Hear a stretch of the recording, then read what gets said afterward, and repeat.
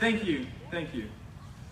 I'm extremely honored and very grateful to the American Legion Post 43 and the Memorial Day Committee for giving me this great opportunity to speak.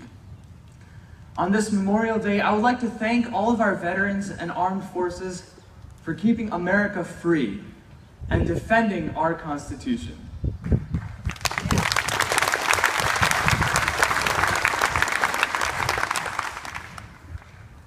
Now, I would like to share a speech I wrote titled, "The Constitutional Tree." I hope you enjoyed it. Imagine a grand and gigantic fruit tree standing in the center of the village. It is a bright summer day, and the villagers have gathered beneath the tree, enjoying its refreshing shade and delicious fruit. Young children relish their liberty, laughing and playing around the beautiful trunk. This tree unites the entire village, shelters it from the blistering sun, and provides the fruits of prosperity and happiness. But this village is not an ordinary village. It is comprised of 330 million people from all walks of life who speak every language and practice every religion on the face of the earth. And this tree is also not an ordinary tree. It is a 227-year-old document that has served as the pillar of a powerful and prosperous government. And as you may have guessed, these fruits are no ordinary produce. There are rights and freedoms. These fruits are civil liberties. This tree is the Constitution. And this village is the United States of America. Just like the tree provides the villagers with shade and fruit, the U.S. Constitution grants American citizens freedoms and preserves their unalienable rights, including life, liberty, and the pursuit of happiness. But just as a tree needs water, fertilizer, and sunlight, our Constitution needs maintenance, adherence, and respect. We Americans must perform our duties of citizenship, including voting, defending our country, and paying taxes. Let us take a journey back to the origins of our Constitution to better understand the attendant duties and responsibilities of American citizens. Imagine with me, it is May 1787. America's current government, the Articles of Confederation, is a fundamentally weak basis for a nation. Under the Articles, the national government cannot collect taxes, control trade, or enforce any of its laws.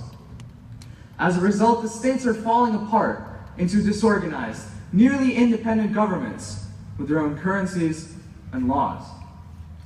To help unite the states, we have assembled with 55 delegates in Independence Hall, Philadelphia.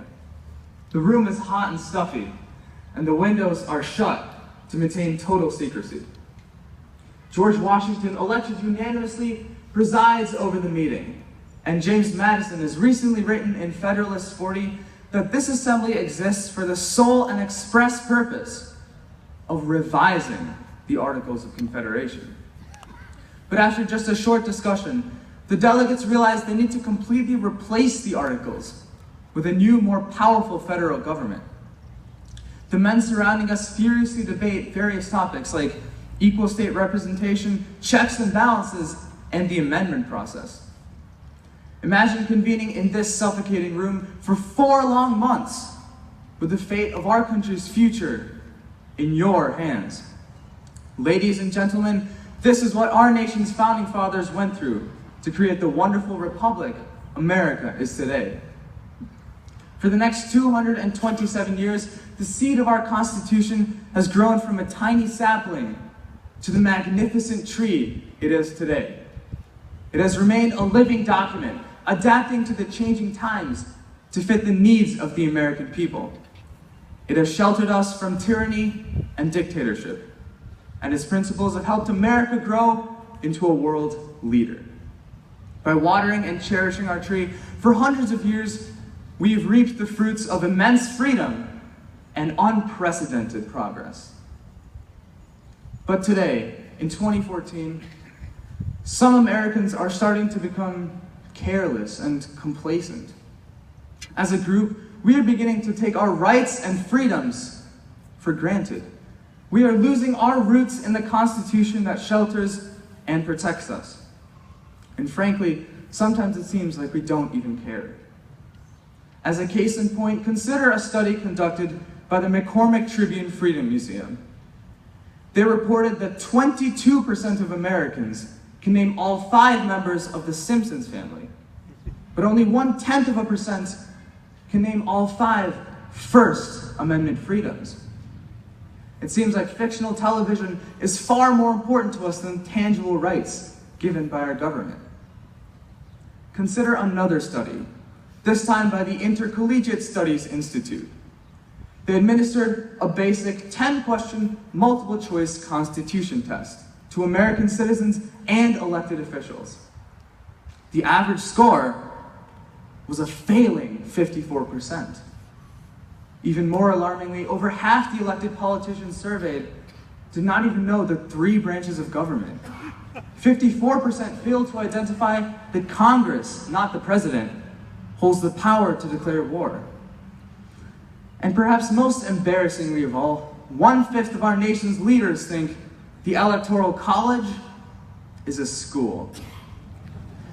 With such abysmal knowledge of the basic facts of our own country, how can we perform our duties to the Constitution? To be honest, we can't. We cannot exercise loyalty, patriotism, humility, and respect without being familiar with our visionary form of government. George Washington once said, "The Constitution is the guide which I will never abandon." In his dedication to the supreme law of the land, Washington set the example for us to understand and adhere to our Constitution as a safeguard of our liberties. It is our turn to follow in Washington's footsteps and promote constitutional understanding for all. Imagine the progress America can make if we decide to appreciate our Constitution and its values. This country was founded upon the basic principles of honesty, liberty, and freedom. By connecting to these roots, together we can reap the fruits of productive legislature and effective government.